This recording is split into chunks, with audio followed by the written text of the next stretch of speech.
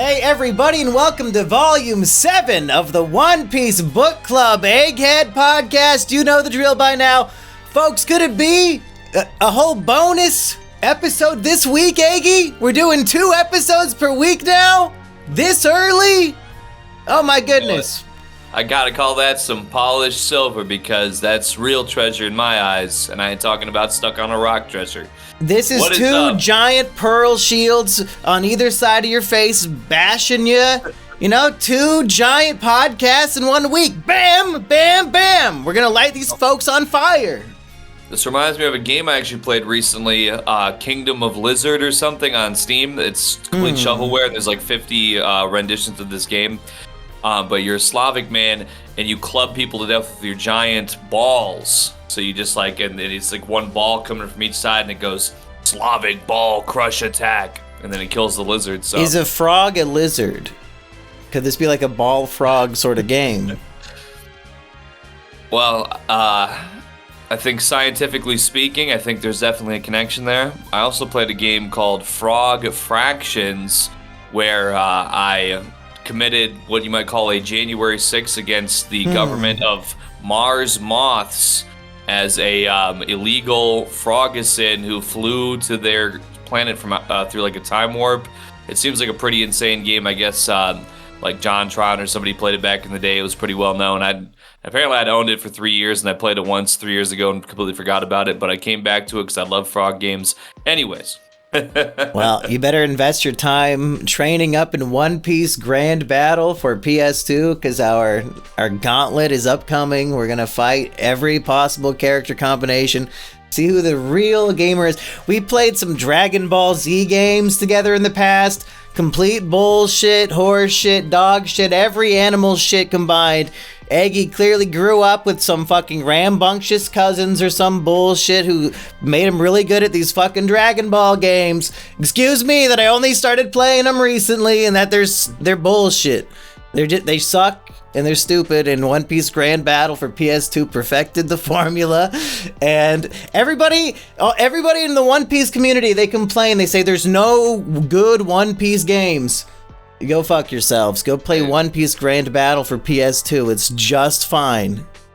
I gotta say, I mean, to be honest, One Piece is really blessed when it comes to video games. They have a lot of selections. I mean, I like, the first, when you mentioned Dragon Ball Z, Budokai 3 for PS2 is a certified classic, really fantastic game. Might even need to do another playthrough that sometime soon so I can run my PS2 emulator in 8K upscaled resolution. It only takes 12 gigabytes of video memory, so this $1,000 video cards that run at 85% capacity off a fucking PS2 game with how upscaled it gets. But that's a real classic right there. Obviously, a lot of Dragon Ball garbage, though, as well. A lot of cash-ins that sucked massively. Maybe One Piece has more. I don't know. I did just a little browsing through what was on Steam, and they all at least had like a 70% or more rating, so that doesn't seem too bad, but I guess I haven't played them, so I can't say. Yeah, and we can't let you play too many of them because you'll get spoiled on a bunch of stuff. I did go to the Iowa Anime Convention over this past weekend, and I don't usually buy merchandise at these events, but now that I am an official One Piece podcaster, officially 7 episodes deep into a 100 or so episode series is going to be, posting twice per week now on occasion. Probably not every week, folks, but on occasion. Unless you smash that like button right now, smash it right now, maybe 2 next week, because you got to believe, manifest it, affirmatively. Well, and also, if you enjoy this, smash that Patreon button as well, because my point is I did spend, let's say, over $100 on some One Piece merch. And the problem is I can't even show it to Eggy because it contains spoilers about the crew. So like when you come to my house, I have to hide some of this shit from you now. Yeah, I mean, that's tough. I mean, you got stuff on your wall over there that I don't understand yet. I mean, it can't be that bad, right? It's gonna have like fucking Luffy's gonna have his wife there or something, or what? I will probably have it ready to show off to everybody on this podcast next episode, but maybe Eggy will look away, but I will show everybody else. Hey, I would be fine, listen. Ain't a peeker, ain't a peeping Tom when it comes to those anime or Megalopolis leaks. Spoiler alert, I haven't seen it. Well, by the time they see this, we'll have seen that. We are covering chapters 54 through 62 of One Piece, and we better get to it because we're 5 minutes in and we have not covered anything. And I feel like I probably took more notes here than any other given episode. Don't know about you, Eggy, but as always, let's begin with the One Piece virgin. Eggy, what do you want to talk about to start with? I mean, I guess, in my opinion, in this volume, the most shocking thing to me, first, originally the first most shocking thing to me was that this shield starts swimming over to the ship, and up pops up the invincible Pearl, because I was like, well, I thought everybody on the ship was coming together. Why did this Pearl man, where was he? Like, if he is weighed down with all these shields, why is he just swimming over? That was the first shock, but really the greatest shock was the backstory for Red Shoe Zeph and Sanji. So, I don't know, it's not exactly chronologically the first place to start here probably, but to me that was the most impactful portion of this volume. We always skip around, kind of based on characters anyway, so, if we want to start with the flashback, I would be willing to say these 3 or 4 chapters of backstory for Sanji might be the best storytelling and character development of all of One Piece so far. You definitely get a taste for, why. I mean, it's immediately explaining why he's behaving the way he is in the moment in the fight versus Pearl, where he's just taking this incredible abuse that's almost certainly going to lead him to be killed. He doesn't seem to have any sort of strategy to get past these attacks, even though he did at first. But then he's when Zeph's life is in danger, as Jin is holding him at gunpoint and saying, "I'm about to, blow his head off if you don't leave the ship immediately." He's willing to go down with the ship in a real pirate fashion. He's willing to just die right there. So it explains that here right immediately, but we also see sort of what led to the formation of Sanji's morals and ideas from him working with his previous crew of cooks, and then what transpired in these events, having his ship taken over by Zeph and crew, and ending up shipwrecked, or I should say not even ending up, but Zeph basically throws himself into the sea after Sanji's launched off the ship to go after him. So there really is a conscious decision to do that there, that leads them both to be washed up on a rock together for, I think, 85 days, I believe. Or was it 50? Somewhere. 85. Yeah, 50 is the last update before. I think at that point I was like, damn, they're still alive. I thought for sure he was about to go I think 50 is when he goes over to Zeph's side of the rock to, attack him and get some food. There is a very dramatic and gut-wrenching time skip where we're on day 5 and it's a rainstorm and Sanji's waving down his ship, but he can't light a fire to smoke him out or nothing, and then just jumps straight to day 25. Oh my god, Jesus. Wait, you're skipping 20 already? How long is this gonna go? Yeah, I don't know. I guess that must have been some nutrients from the rocks getting leached into that rainwater deposit, because I don't know. Sanji wasn't particularly a large child to begin with. He wasn't a 600-pound life kid. I don't know. He was must have really been on bare bones. But if you think about how dedicated Sanji is to his principles, and if somebody is hungry, he will feed them, no questions asked. I think to have principles that strong, even in the face of logic, you will stick to them. He needs to know true starvation. It needs to be extreme because his principles and the way he behaves is so extreme. So 85 days as a 9-year-old starving to death in the ocean, ironically surrounded by food that you just cannot access. I think it was necessary. We need to push him to the absolute limit of torture for him to be the man he is today. Yeah, and while he's in the midst of this starvation, I think is it on the 25th day that he has just like basically a morsel of bread left. He says a moldy piece of bread. Yeah, it's pretty much just pure mold, and still this bread in an accidental way falls from his hand and off the cliff. So even that moldy mush, the last bit of energy that he could have taken in, is lost to the sea. And he has a flashback there of when he was working with the cooks previously, before this all went down. They were basically gnawing on fish bones for every last morsel of food that their customers hadn't finished. And Sanji's like, oh, I'm just throwing out all this nasty old food. Like, this is gross and bad, and I'm just getting rid of it. Who cares?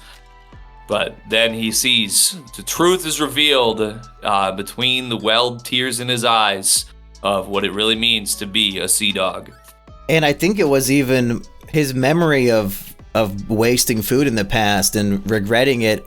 Like, he starts crying, and I think it was then when he loses focus and drops his last morsel of bread into the ocean. So, like, that's even more tragic, is that, like, his guilt and pain of his past actions causes him to lose the last food he even has now. Sanji might be the most tortured character we've seen so far. Like, that dog, up until the other day, he still had a whole pet store to hang out in. He had it okay. Just missed his owner for a little bit. Sanji spent more time on this fucking rock. Yeah, it's made him the man he was, and also on the rock here, a little bit of a spoiler alert, with another very serious event transpires even beyond Sanji's absolute misery and starvation. Well, you see Red Shoe Zeph, he's lost his ship, he's lost his crew, he doesn't know if he'll ever see them again in this storm that's washed them up on this rock. He gives Sanji his rations and takes his larger share to his side of the rock and says, don't contact me until you see that ship pulling up, otherwise just fuck off. And well, it turns out that these rations in this large bag were no rations at all, but a bunch of gold and jewelry and spoils of war. Well, and how exactly was Red Shoe Zeph to survive this 85-day ordeal? Well, he took a note from, I feel like I watched something else where this happened recently, but I can't quite place it. Sausage Party Foodtopia. He took a note from Sausage Party Foodtopia, and he ate a leg, but this one, unlike that series, this was his own leg. He hammered off with a rock that was on, smaller rock that was on the large rock where they were stranded, and ate his own leg.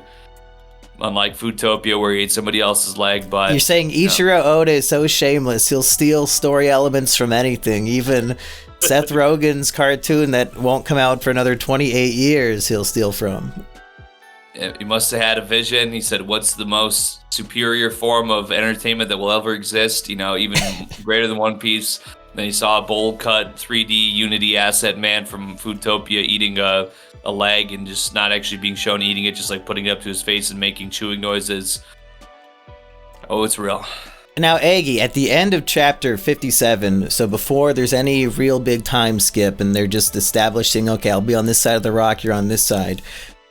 Basically, the final panel is Zeph with a giant food bag, as far as we know at this point, a giant bag next to him of his rations, but he has the pointed rock and he's smashing his leg in half. Did you even consider, like, wait, why is he cutting off his fucking leg? He still has his full bag of food. Well, I thought maybe he possibly had just gone insane, because like, what exactly, like on day one?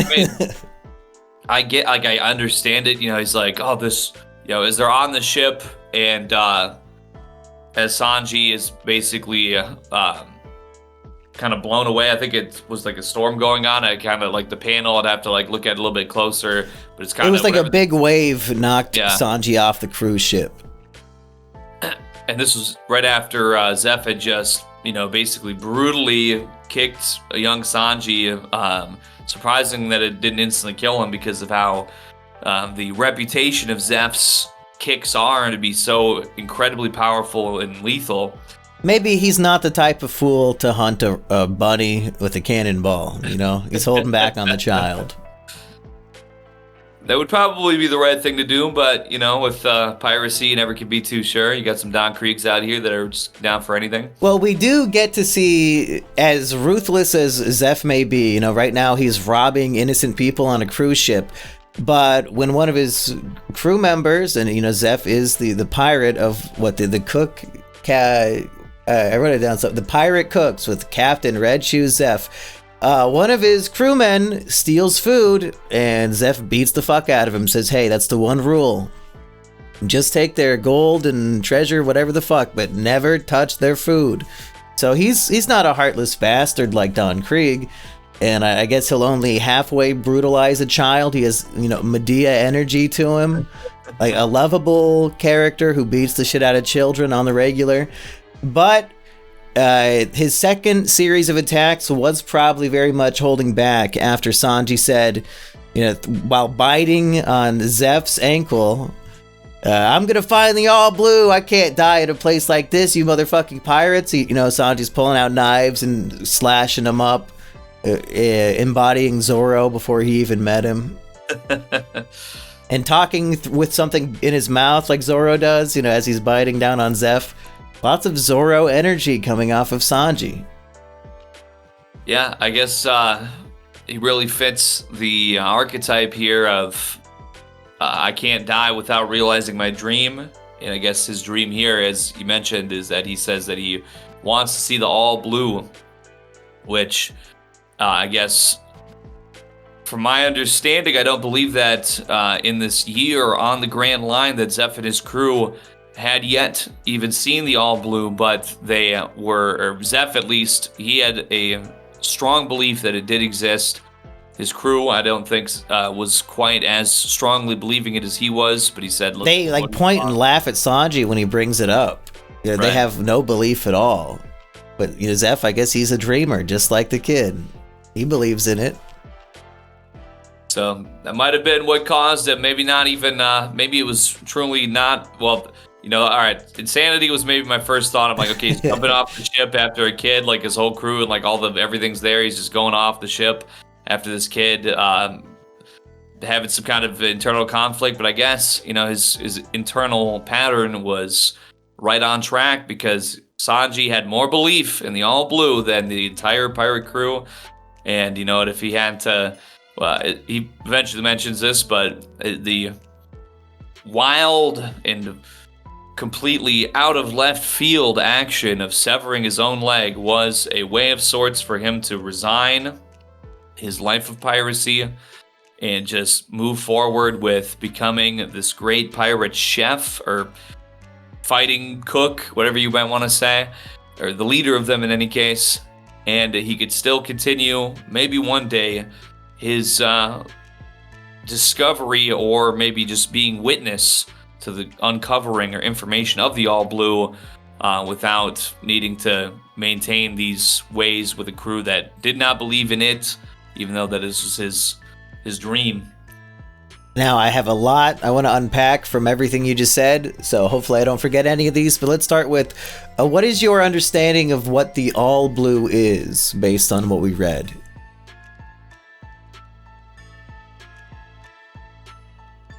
I know there's like a specific reference to it, but I feel like basically it's like a grand uncharted part of the ocean, right? It's like they have the because Mihawk, he comes in and he talks about the four quadrants basically of the ocean there.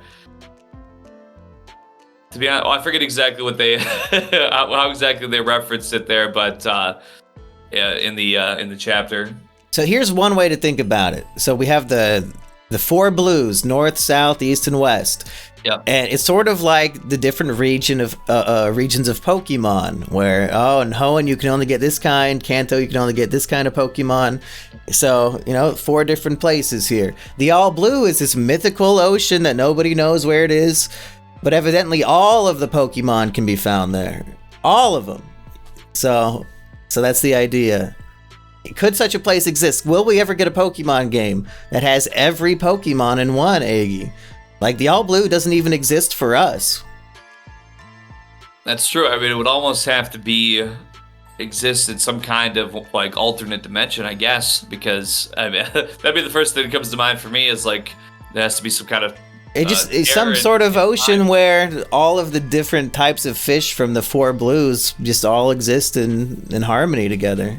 Because if there was an all blue which contains everything from all four quadrants, then like what's it would almost be like those should in theory cease to exist as we know them, because if everything's all in one place, then what differentiates these east, west, north, and south blues?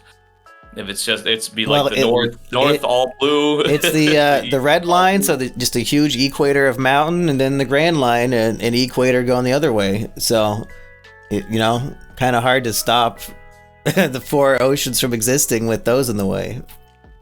Yeah, but just I mean, it would be the geographical is can't ignore that, but what makes these things unique? If there was the all blue, and it would be like if every capital city just existed, like whatever all the unique properties of of a certain place were could be anywhere. I guess we might be heading to such a future, maybe with how virtual reality and AI is, and who knows what kind of crazy technologies around the corner. Maybe we'll just be able to have the same way we can have certain meals or certain music or certain sites that can be seen anywhere now that wasn't possible prior to video recording and the internet, things like that. Maybe we'll have a future where we can just be transported. You've seen those portals maybe that they've had in these cities where it's like a big camera that's like a two-way mirror between two different capital cities. I mean, that's something of an all blue right there, or maybe the first iteration of what could be an all blue in our real life. So, the dreaming big here. Yeah, Zeph and Sanji, big dreams to contemplate such a thing in their time and place. But anything's possible. I would say, I know myself. I've lived a very wild life where crazy things have happened and things that I could have never expected. So, you know what? You gotta have the dream. And if you think about it, to parallel Luffy, if Luffy's after the One Piece and Sanji's after the All Blue, kind of seems to be a theme of some sort of singularity, right? Like, in some ways, the concept of something that's One Piece and the concept of All Blue, everything all being one, in a way. I don't know. And I don't actually have an answer to that. It's just interesting to think about. Well, and I guess I would also say for both of these things, something fantastical that is supposed to exist, that people are putting their lives and dedicating their lives towards finding this, but who could really say? And yeah, lots of people think it doesn't exist at all. Yeah. Exactly, yeah. Really have to believe in this shit. And more parallels if you want to compare Zeph and Sanji's story to Shanks and Luffy. They both lose a limb to protect and keep alive the younger generation who may or may not have similar beliefs to them.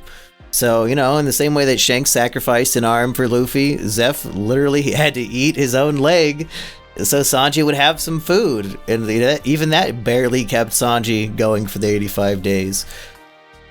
At least with Shanks, at least, there's a shark eating his arm. He didn't have to chow down on his own flesh. Yeah, didn't have to give up on being a pirate. He can keep going. I might have been overzealous last week saying that I think, I don't know if it's a spoiler to say I think Shanks is stronger than Mihawk, but I guess it technically is a spoiler to say, hey, this character I think is stronger than the world's strongest swordsman. I can see why that might be controversial, but it is what it is. We can't take back the past. It's gotta have belief in Shanks. Luffy has belief in Shanks. You know what? And I think you might. I just feel like our main character's role model has to be stronger than the deuteragonist's role model, right? Like, it just makes sense in your brain. It's just how stories should work. Yeah, I mean, you wouldn't want his idol to fall short to another later introduced man. But well, I mean, I guess I don't know if I've seen at this point. Shanks has just really been more of a flashback. I haven't really seen him doing, he was able to save Luffy and survive. Well, just wait for One Piece Grand Battle. When I'm doing Shanks, I'll beat your fucking ass. No matter, you play Don Krieg, I'll break your armor. Just you wait. All right. And all the attacks you see Krieg do, you can do in the video game. It is a lot of fun. He's a man of many tricks. But we still have more to cover with Sanji. So Sanji, it's day 85 or so, or maybe 60 something. It's like maybe 2 weeks before they get found, and Sanji's been starving, and he says, "Oh, that motherfucker's bag is still full. Okay, I'm taking the knife. I'll kill him. I don't care. It's better me than him. Fuck this guy." Early on, he was saying, if I see his ship, I'm not even going to tell him. I'm just going to leave him here to starve. This is after Zeph gave him literally all of the food. He just doesn't know that. Like, man, revenge makes you a sick, sick bastard. It is what it is. But he cuts open the bag and finds out it's all treasure and gold. Zeph didn't have food at all. He ate his own leg, yada yada. But Zeph has some good lines here. He says, "A fortune in gold and nothing to eat." Funny, And I gotta say, that is pretty fucking funny. 2 months into starving to death, he still has a good sense of humor about it. I thought you would appreciate this, and I hope it was in your translation. Sanji says, "Your own foot, you ate it?" And Zeph says, "That's right." One of your greatest catchphrases, "That's right." That is right, yeah. Is that our next cosplay? I'll go as young Sanji, you go as Zeph, who ate his own leg, so you don't have a peg yet. You have to hop around. Well, I've been working on my calisthenics, so I could probably at least, walk down one hallway of a convention at a time before resting up on a wall somewhere. Should we get you a 6-foot-tall chef hat and you can just be normal Chef Zeph? I don't think I have my chef hat handy right now next to me. I had it here. I think it's on my couch. I think that's a Grub and Greg shirt you have on.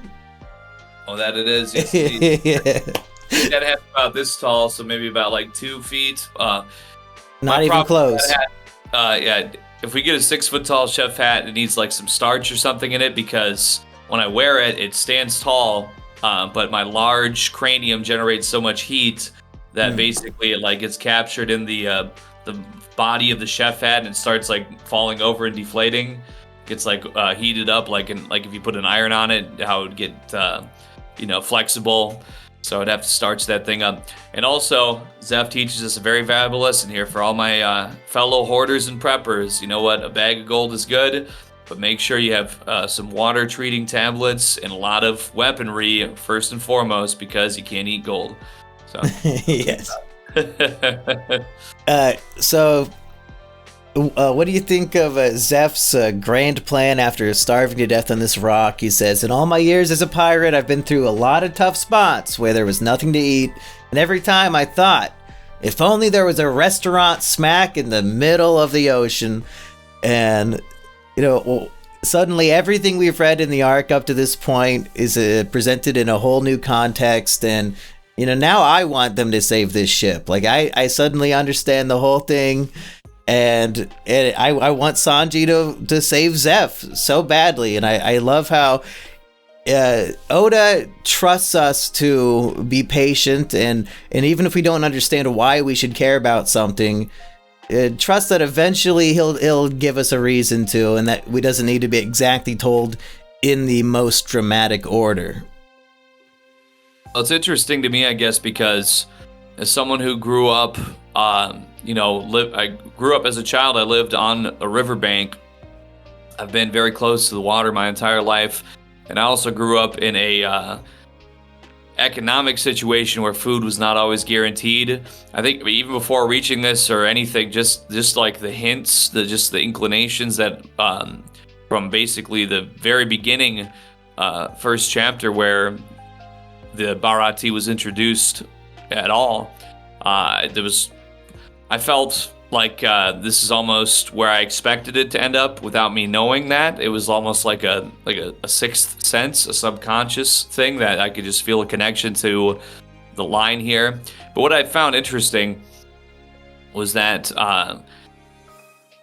there's a quote from, I believe, Patty.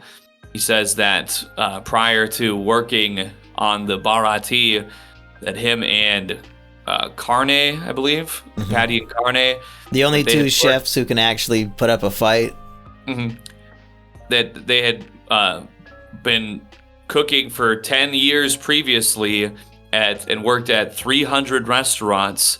So I'm thinking to myself, I can't possibly suspect that there would be 300 sailing restaurant ships that they could be working at over a period of 10 years, because that's like a week and a half per ship. It's at them crunching the data. I'm like, okay, so they probably would have had to have been cooking on land, but their problem was that they couldn't be both the cooks and the fighters that they wanted to be at the same time, and the Barati was the ship that gave them the utmost freedom. So when they said that, as I'm reading what Zeph says here with his dream to have this sailing restaurant, and thinking to what Patty said about him and Carne working at 300 restaurants in 10 years, I was like, well, I don't know. They came up with it first, but I guess it has been 10 years, I think, since, as I'm pretty sure exactly what this flashback is. So maybe the Barati was a trailblazer of sorts in the sailing restaurant industry.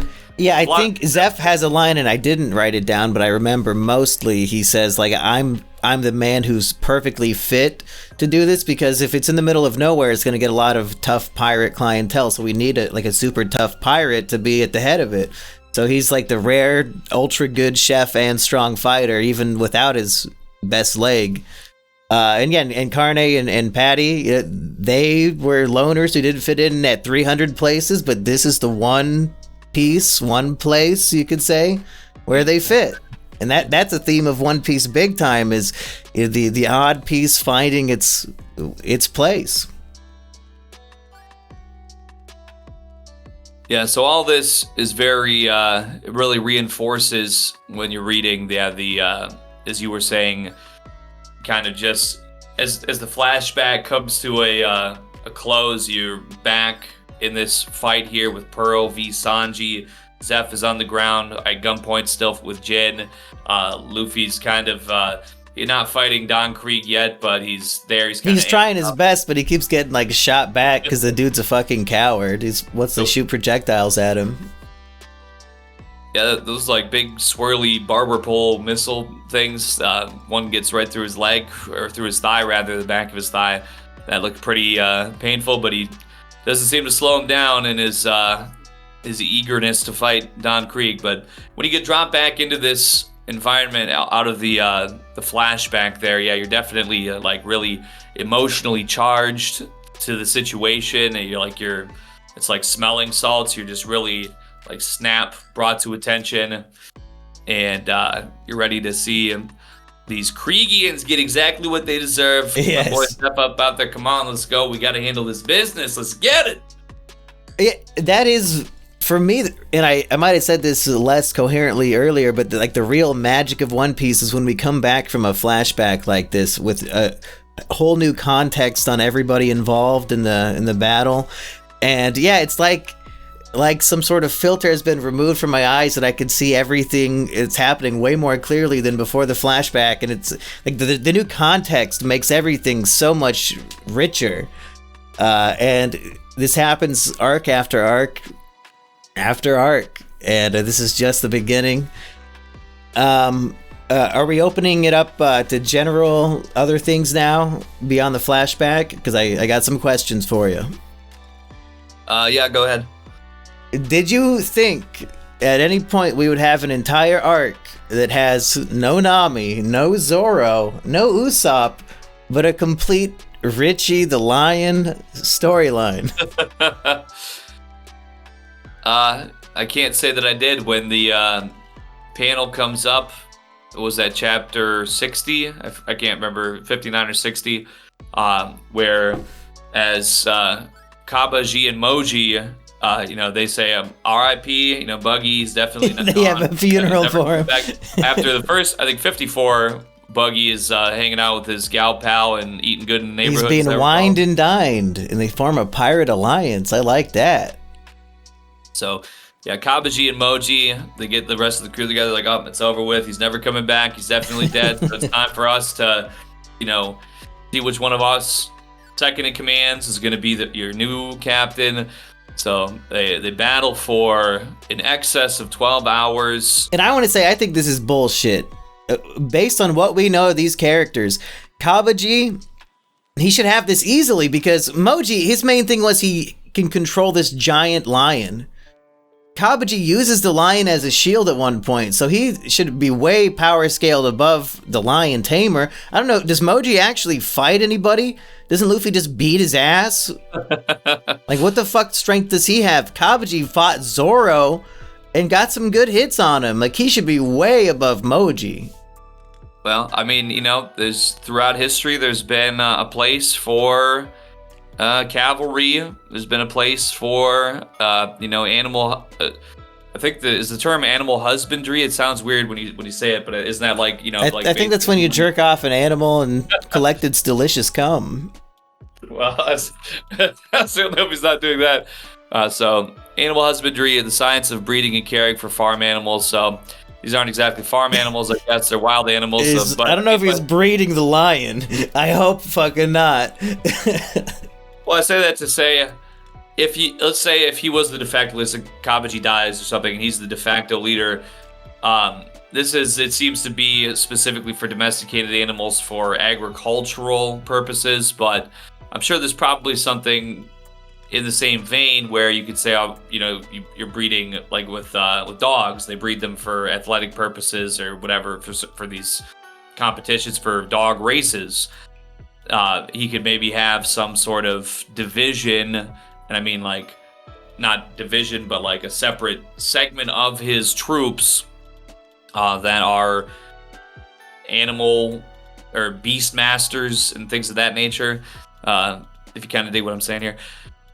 So I think he could have an angle there that would make him a suitable leader. But I think overall, besides that, if you're just talking about raw strength from the man himself, it's absolutely no contest whatsoever. He has nothing to work with there, more or less. Maybe he's more above the average peon, but lightly, I think, I would say. That definitely leads in on the Beastmaster aspect.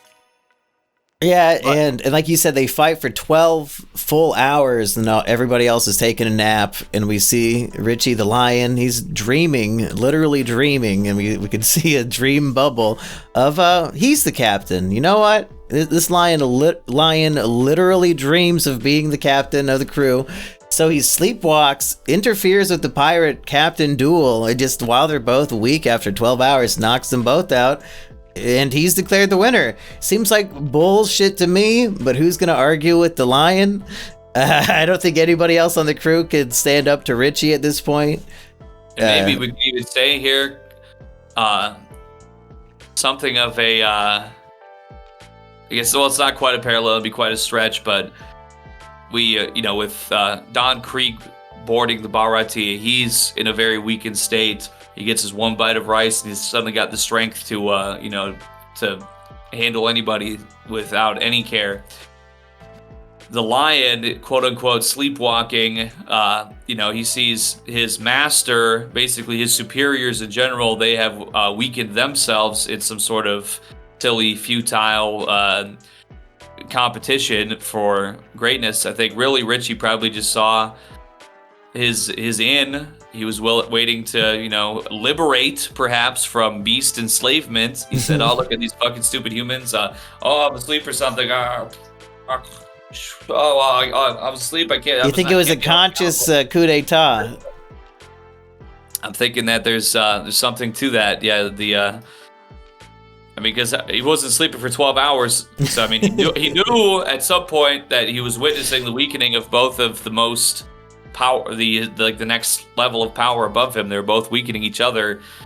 He's not stupid. He did a lot of great things under the command of Moji. So, and then what made me laugh out loud is chapter 62. The new title of the cover story is "Adventures of Richie's Pirate Crew Part 1." So So we are to believe the Buggy storyline has come to an end with this pirate alliance, and then like just now the Richie pirate crew storyline is starting. Like the three previous chapters were the conclusion to the Buggy story. So what do we think? What are your predictions for the future of this cover story? What will happen with Richie and his pirate crew? I really like the new pirate flag with the mane. I think that's a that would be a flag that I would be proud to fly. But so this first one, his crew is happening upon an island of indigenous persons, and they say what the tribe name is. I didn't memorize that, but so basically, could this be? Have you ever heard of the 12 tribes of Israel? No, but I would love to learn 40 minutes into the One Piece podcast. All right, well, a quick rundown is basically there's the Black Hebrew Israelites and the 12 tribes of Israel. They say we've been subjugated by the wicked for a certain number of hundreds of years, thousands of years, whatever. And one day our day will come when the devil rests, and then we will spring forth to greatness, and we will overcome, and the roles will be reversed. We will be the rulers, and our captors will be our slaves.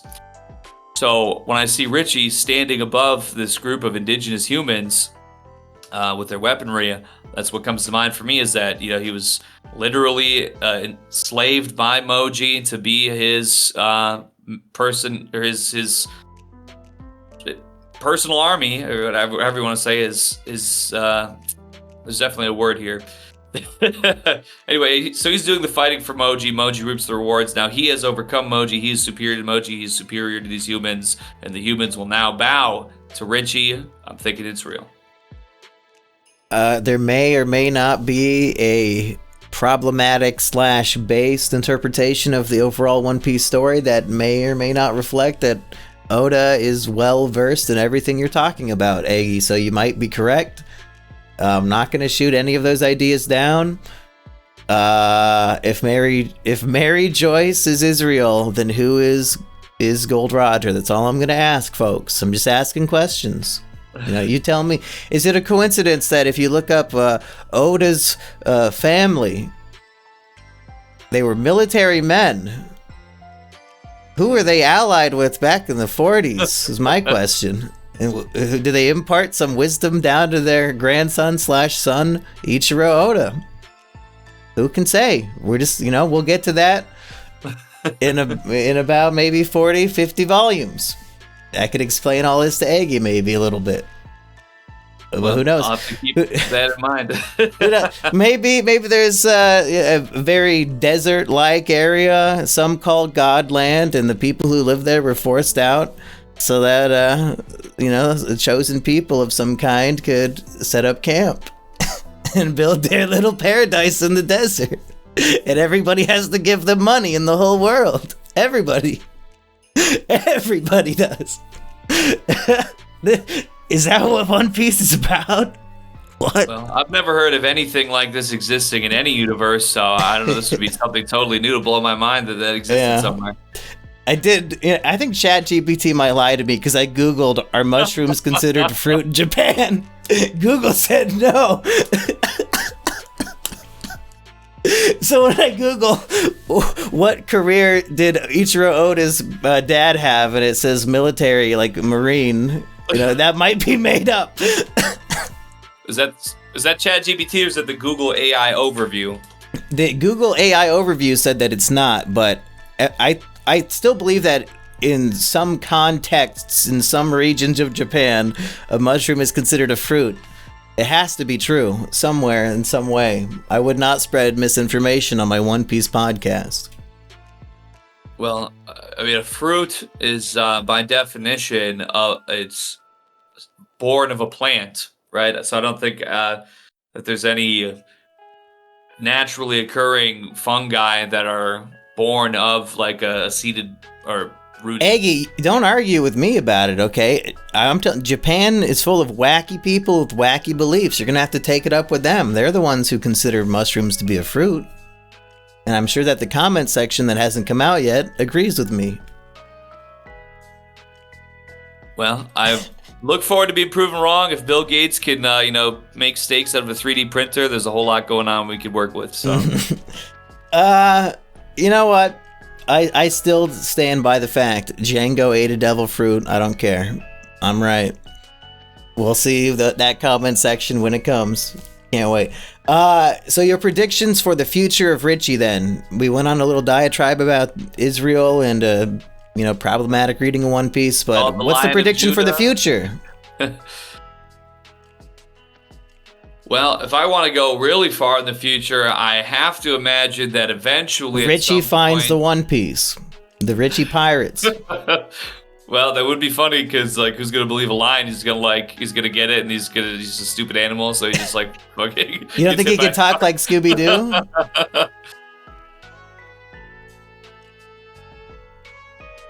Now I'm trying to think of what would happen if he did find the One Piece. I mean, because like, he can't talk to people. How's he gonna get if he finds a bunch of treasure? What's he gonna spend it? I mean, I guess maybe he could tame Moji, and Moji can talk for him like a puppet. Oh, that would be funny, actually. Like, yeah, they he finds it. He becomes the king of the pirates. Moji's on a leash. He's walking him around, and finally Buggy flies back over in his 16-inch tall form and sees that Richie has conquered the entire Grand Line.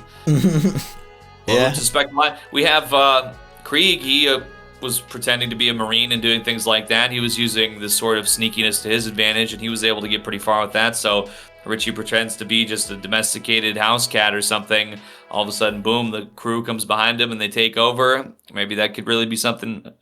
That wouldn't have been my first guess, but since we just mentioned it now, I would suspect he. All right, here's my real honest prediction, because I just can't feel. I can't shake that Buggy has to come back sooner than later and reconnect with his crew.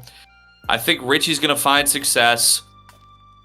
Buggy, he's gonna come. He's got his nice gal. They got their pirate alliance between the two of them. He's gonna maybe install himself with his former crew and have maybe a three-way alliance between himself, this mysterious woman, Richie. Maybe they could have. You think that they will be on equal grounds with the lion? Hey, he's 3 for 3 right now. He knocked out both of the guys above him. He appears to be conquering an island of humans right now. I mean, really, it's not like... I have reason to believe in a pirate duel. Buggy, even as Midget Man, he could probably fight the lion. As long as he has the my hand holding a knife can float around strategy, I think he could win. Well, you know what? I'm just on the fact that I see Richie standing on 2 legs. If I hadn't seen that, if he was walking around, he's still on all fours in the cape, and maybe he might be evolving. I think maybe evolution, it's not just a theory, folks. He ate the human devil fruit that made him of human. Lions can't swim anyway. He doesn't have anything to lose by eating it.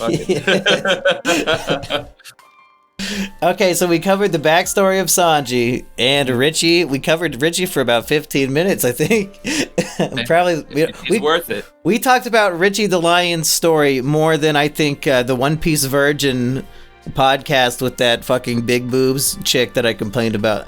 Probably more than they talked about all of Syrup Village. They probably said it for 10 minutes and then moved on because it wasn't cool enough. When the Lion Revolution is right before your very eyes, our viewers and listeners are going to say thank you, Eggy, for really thinking about it. And shout out to those preachers outside of that sports stadium in Des Moines that were yelling the same stuff. I mean, they're the ones that got me into it, and now I see it's really real. Okay, Eggy, we need to talk about... Are we calling him Jin? I keep forgetting what you say. Gin? Yeah. Jin? I'm saying Jin, yeah. And that's how you pronounce the alcohol, right? Jin? That is correct. Okay, that should be easy to remember, but I am very stupid. So Jin, he's holding Zeph prisoner, gun to his head pretty much, hostage, and that's why Sanji's getting the shit beat out of him by Pearl. And Sanji says, I keep getting back up to take the beating just so that this ship stays a restaurant for a few moments longer. And now that we understand this connection and bond and what it means to him, it's so touching. What do you think of at some point Jin decides, fuck this, I'm taking matters into my own hands, and suddenly he's so strong he smashes the invincible Pearl. Did you ever see this coming? No, I had to sit on that for a few minutes before I read any further. I was like, Jesus. Because here's what I thought. it was about because I paused at that particular panel where the shield is getting smashed by Jin and his weapons. I'm thinking about how, Pearl had specifically stated that cannonballs did no damage, and these are, honestly, should not have as much force as a cannonball if they're just essentially, it's like an iron club. I think a is ball what on do it as. like on a handle, pretty much. So I sat there for a couple minutes. I kind of thought about it as I was reading it, and I thought to myself when I was about to go down to the next panel, there was going to be something about the same way how Mihawk has the black blade. It's something. This is going to be like the black balls. These are going to be like some really rare, dense material there's got to be something special about him. I'm surprised. I did not realize because it's revealed that he's the command, like the battle armada commander. Basically second best on the whole crew. Yeah, I was not expecting that. That he didn't have these flashy designs like how Pearl has this crazy design, and we might want to go over his fiery temper as well. But his autistic rage, danger, danger, danger, danger. Yep, he was. Did remind me of you as well. Pretty much. Listen, I think any of us who have a bit of a anxiety sometimes could relate to that. He was raised in the jungle and he had to find a way to defend himself. So he basically the same way how I build walls around me so nobody can really get to me at all, in mentally or emotionally. And you start clapping your hands together, screaming the same word over and over again. That's it.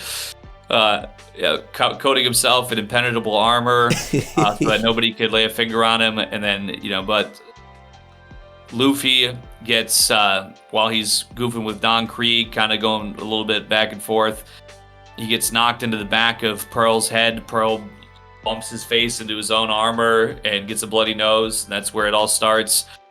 He just basically creates a fire aura around his person. And also has fire pearls, which are like fireballs that he kind of fires off without any actual direction. It's kind of reckless abandon in the same way that Kuro had the cat out of the bag ability, where he's basically just slashing and anybody can get it. This fire pearls, it's hitting crew, it's hitting ships that they don't want the ship to burn down. They want to take the ship, but he doesn't have any. It's his defense mechanism to get everybody away from it. And he's saying, "Get away from me! Get away from me!" Sure. And we do get cool moments with Zeph and Sanji. Zeph, he has some flaming pearls flying at him, and it's going to burn up the Baratier. So Zeph, he uses his strength defensively, and he kicks the air so hard that it just extinguishes all the flames on the balls. So I thought that was pretty badass and cool that he doesn't need to use violence to show his strength and to protect what he holds dear. And then, of course, Sanji, he gets real up close and personal. He doesn't care about the flames at all. And he says, moron, you can't be a cook if you're afraid of fire. Once again, thought of Eggy in the kitchen. How true is that, Eggy? Do you fear the flame at all? Well, you probably don't even know this. So I house sat for you February of 2022, which you might recall. Yeah. While you were gone, I'd been watching cooking videos, and where I lived, I could not get any bone marrow. They didn't sell that, but I was told it was a delicious treat. So while you were gone, I went to a Hy-Vee and I bought some bones with which to roast these bones in your oven for marrow, which I did do, and I did eat it. However, I was not paying attention. I think I was lifting the cooking tray out of your oven, and right on the pad of my hand right here between my thumb and index finger, I basically pressed this against the heating element on the inside of it. Oh, no! I fried this pretty good. Oh, man! Probably those, however many days, 3 or 4 days that I was house sitting for you, it was it looked bad. It was oh my god! Put my viewers out, but it cooked my flesh quite. You couldn't literally go to the hospital because you're just out of town. Yeah, I basically just iced it and put a bandage over it, and it was one of those where it was enough of a burn where it was bandaging might not have even been recommended because the skin could have been on the bandage. Oh god! Not to gross anybody out, but you know what? Yeah, I'm not grossed out or anything. I just I got that fear of burns for sure. It's Stop. I think I would rather be shot with a gun than like severely burned like that. I don't know how common that would be. Well, you're aware that a gunshot wound also burns on the exit, or I should say, at least on the entry wound, typically. Yeah, that probably makes it worse then. Yeah, I just know because I watch their gangster rap, as they say that when you get shot, it just feels like a pure fire, like penetrating. Oh God. Okay. But anyway, I guess I don't want to be shot or burned. Okay, I'll just put that out there. Stay safe, stay in school, kids, and make sure to smash that like button. But I say those things to say that Jin did not present this very like extravagant appearance in the way that Invincible Pearl. I mean, it's his name, it's his appearance, its behavior is also just above and beyond. That you have Jin, he just looks like, from my understanding up until this point, he just was a guy on the crew. He was just another pirate who served under Don Krieg, which is still true, but yeah, when he smashes through it, this is not some rare ultimate weapon material. This is just some fucking iron on a stick he's just that strong. And then even more so, they say he's the demon man, the man who is known. He's so brutal and completely remorseless, and he'd eat puppies and babies and laugh it off. He's the demon taking human form, and completely antithetical to what I think we've observed with him so far. His pleading to spare the lives of people and let's just take the ship. We don't need to do all this. We can just let's try to get him off the ship and let's go. So that was very much shocking to me. Yeah, Jin is a very low-key written character, and to use the word antithetical, I think he's very antithetical to Don Krieg, who's very big and boisterous. And you look at him and you see he's covered in armor that is in the shape of muscles that cover his whole body in gold plating, steel, and covered in all these weapons. But arguably, Jin is stronger than Krieg. I don't know if there's any weapon on Krieg's arsenal that can shatter the Invincible Pearl. And Pearl has never bled before. This man with one blow fucking obliterates him like dead. I mean, it's unreal. I think if he truly turned on Don Krieg, surely fucking his armor is not as strong as the Pearl. Well, I can't say for one thing. I guess scientifically this makes sense. Hashtag fact check. The balls of his weaponry, the surface area of these, I think it actually works more in his favor. I think if he had a large steel ball versus smaller ones, he's going to bring it against like Invincible Pearl's shield. I think there's something logically that checks out here. It wouldn't have that precision that would fracture or that would be able to impact such a small area of the shield, deliver all that potential energy to that small area, which is then going to be able to fracture the shield. So maybe when he was deflecting these cannonballs, maybe something played in there that his strength with the smaller surface area of impact is going to do more damage. And I think the shield, it was something that he was still holding. So the energy that's being transmitted from that weapon to the shield is still kind of being absorbed by, like, let's just say the shield out here, and this is his arm here. Whereas with Don Krieg, this is like a full body suit of armor. I don't know. We haven't seen anywhere yet where maybe the armor is removed from, or how he would take it off for sleeping or bathing, whatever. Maybe he never does. But I think that he would be able to, besides all the other millions of things that are actually probably making actual sense in the story and not just fucking scientific jargon, I think that his body would have a greater resistance energy-wise to that attack. He'd be able to absorb that, and maybe that his body absorbing that energy would keep the armor from sustaining that same kind of damage that the shield did. That's my 2 cents. Hashtag science. And I think, maybe without all the weapons and armor, maybe Jin is objectively stronger than Krieg, but Krieg, as we see here, he plays dirty and he's covered in fucking poisonous weapons, and that's how the volume ends, is he gets Jin with the poison gas bomb.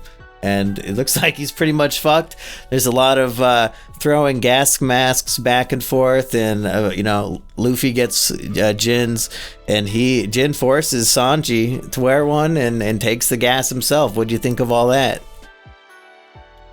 Well, I had my suspicions just because just prior to this attack, Jin is basically saying that he can't help himself but to be insubordinate to Krieg's orders of killing Zeph or killing and Sanji. Yeah, for that matter. So he says, I just simply cannot follow these orders, and he knows that the punishment for that is going to be death. Do you remember the reason why?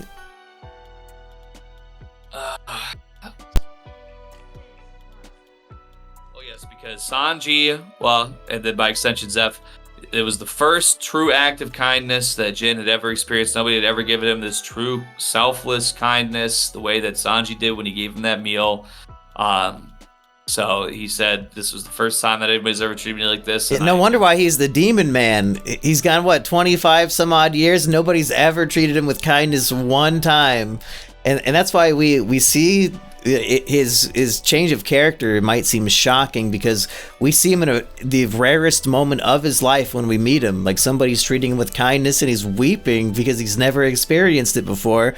So, like, the betrayal is shocking to us, but if we knew anything about this character from any other day of his life, all these actions would seem obvious. So Sanji's kindness has literally changed this man's heart, and he can't be this stone cold killer anymore.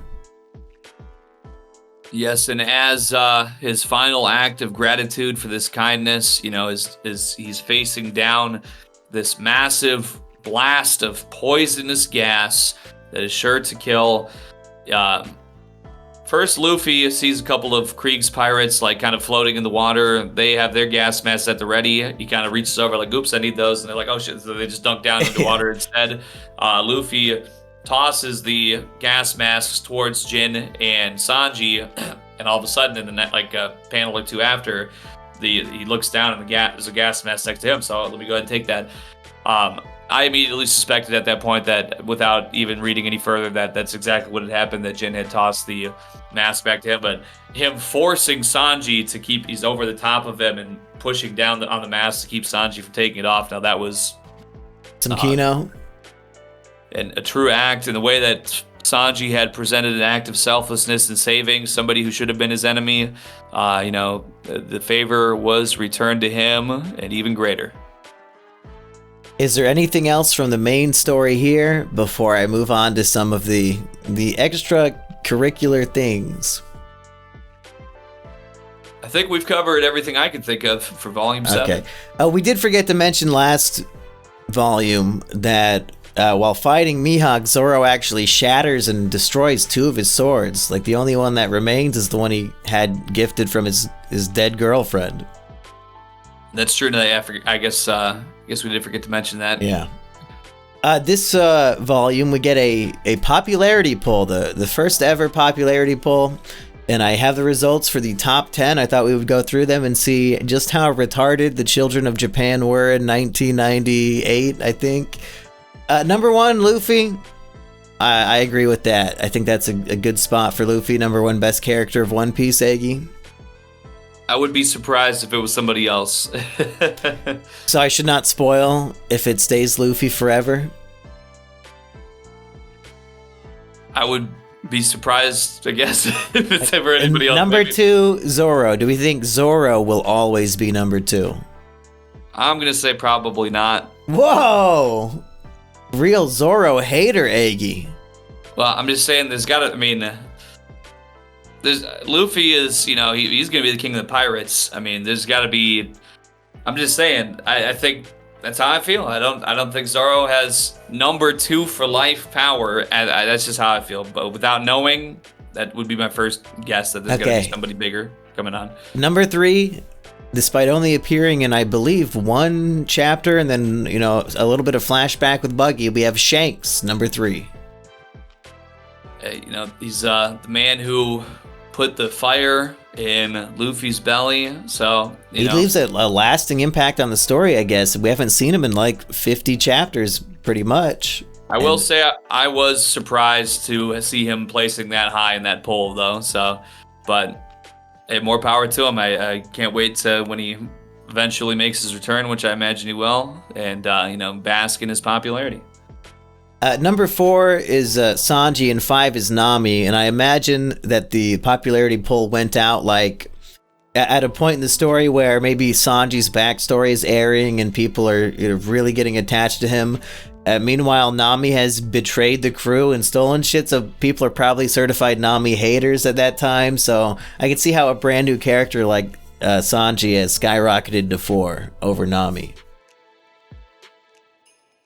At first, when I was first reading it, I was surprised, but then I did, pretty much exactly what you said and thought, well, yeah, she just basically screwed everybody. Who knows? At this point, they wouldn't know that she's coming back. I guess I don't know. I've seen her around. Seen her image in media. I'm guessing she comes back, and they would not have had that foresight at this time.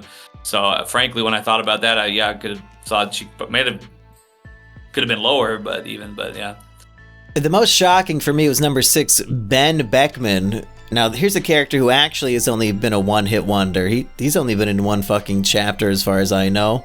Just like the second in command to Shanks, I think, and he talks to Luffy a little bit. Did you even remember this character, or that he even had a name? The image was familiar, otherwise I've completely forgotten about him now, to be honest. It feels like a prank. Like maybe a bunch of kids in Japan are like, hey, let's vote for this really obscure character from chapter 1, see how high we can get him. Oh, we got him number 6. But I don't know, like, what's the appeal of Ben Beckman over 7th place Buggy? My God, I would have fucking voted up Buggy for sure. I mean, I don't know if I would vote for him over like Luffy and maybe the main characters, but Buggy below Ben Beckman? He had his whole arc, and he's been gracing these beautiful cover stories time and time again.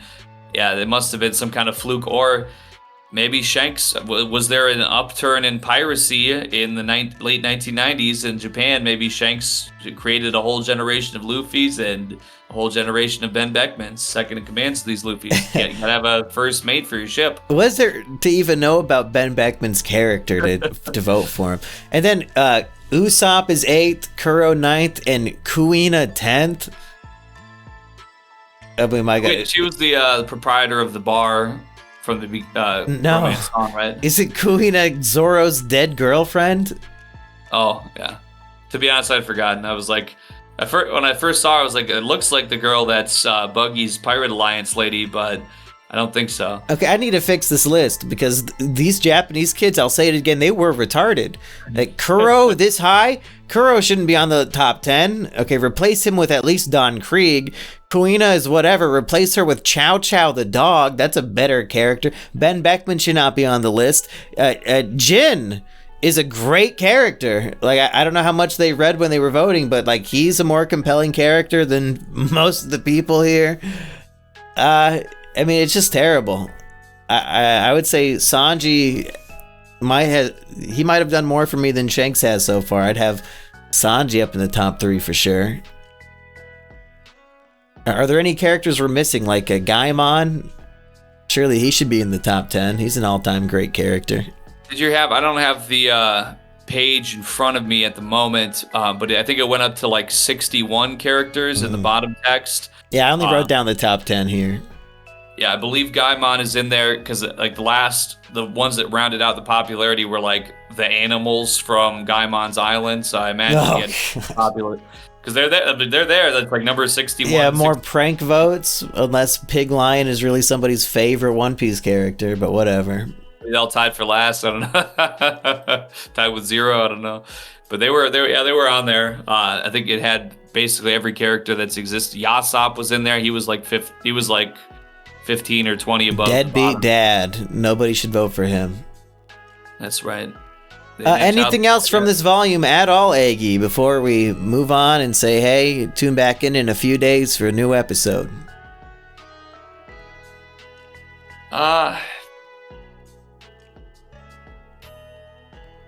Is Baratier moving up your rankings? Because you seemed kind of down on it last week. With this Sanji backstory, is it as good as B tier arcs are?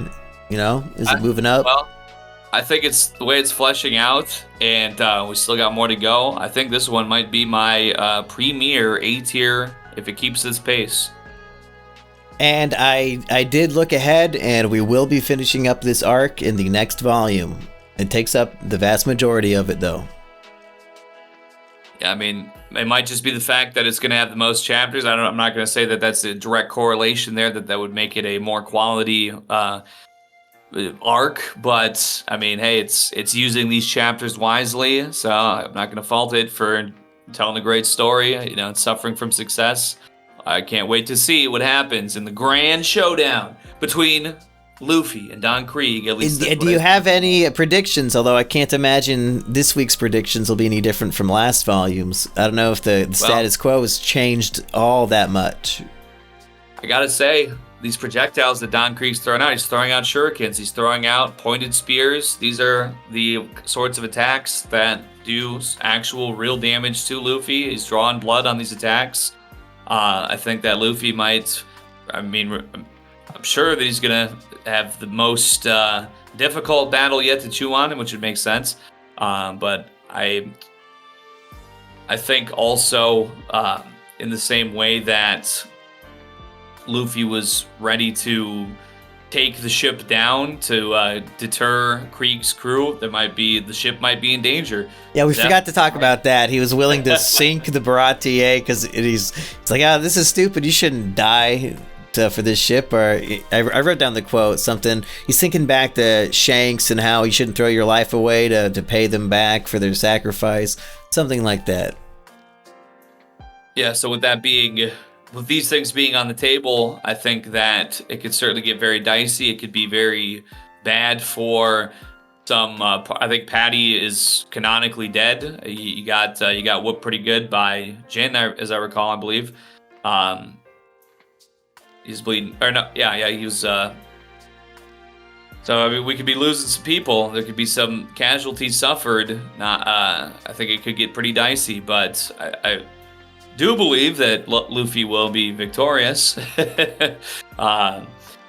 Will we see Zoro, Nami, or Usopp in the next volume? I'm going to say yes. I think that at the least, towards the conclusion of the fight, we should at least be, if not sooner, I would hope that we'd have some sort of update on Usopp and Zoro's pursuit. Or we could see Nami, maybe she's docking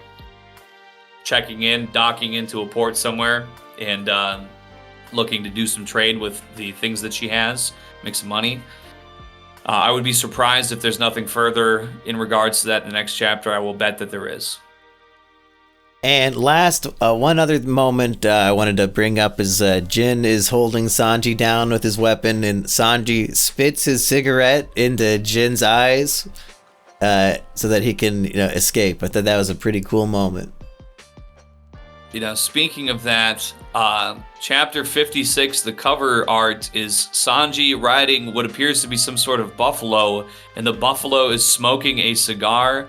I just wanted to mention that because when I saw that, I thought that was hilarious. That I've never seen a giant buffalo smoking a cigar before. So, not to mention that Sanji's drunk driving. He's drinking wine out of the bottle. He's got the bottle right there in a glass, and he's smoking a cigarette and drinking wine while the smoking cigar buffalo, who has a buffalo tattoo over his eye, maybe that's a birthmark, and Luffy follows, and his buffalo is wearing the straw hat for some reason.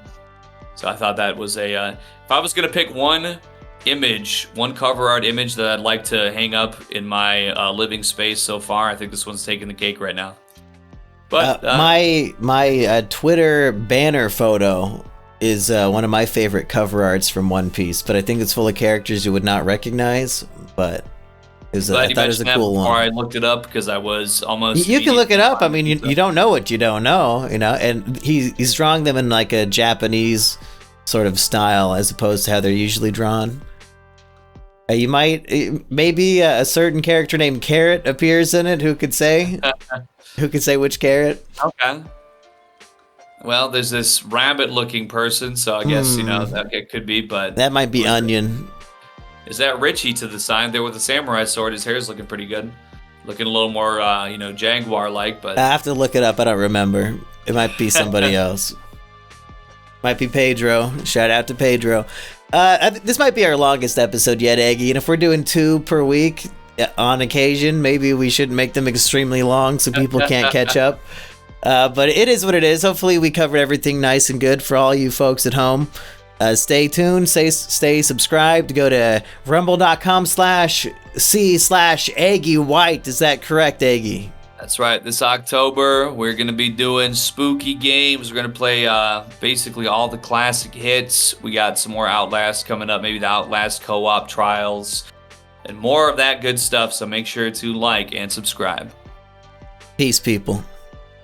Movies.